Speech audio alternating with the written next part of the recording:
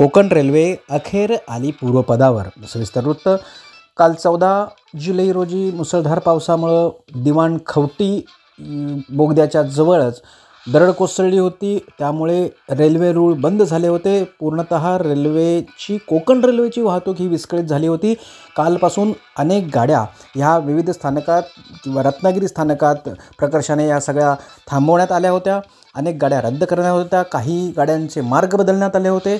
इतकंच नव्हे तर या प्रचंड प्रमाणात आलेल्या दरडीमुळं की प्रवाशांना खूप त्रास सोसावा लागू नये, कारण कालपासून प्रवासी हे गाडीतच बसून होते, स्थानकावरच होते. त्यामुळे आज सकाळी पालकमंत्री उदय सामंत यांनी 2000 प्रवाशांची नाश्ता पाण्याची, लहान मुलांना दुधाची व्यवस्था केली, जेवणाची व्यवस्था केली आणि त्याच्यानंतर खेड, चिपळूण आणि रत्नागिरी या ठिकाणून वेगवेगळ्या बसेसमधून अनेक प्रवाशांना पनवेलपर्यंत मुंबईकडे जाणाऱ्या प्रवाशांना मार्गस्थही करण्यात आलं होतं.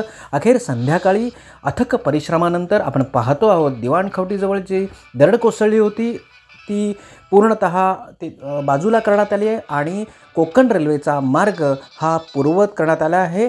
धीम्या गतीने ही वाहतूक सुरू करण्यात आल्याची माहिती प्रशासनानं दिली आहे.